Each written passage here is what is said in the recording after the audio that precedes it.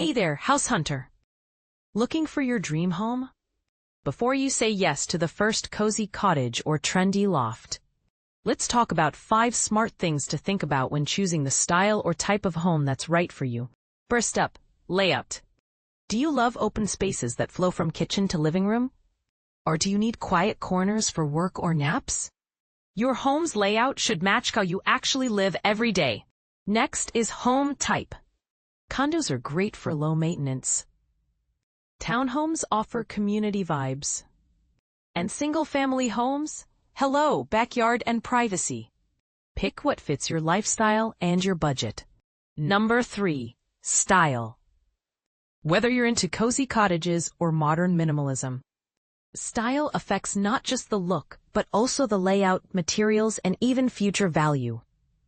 Let's talk outdoor space. Are you dreaming of summer barbecues and backyard soccer?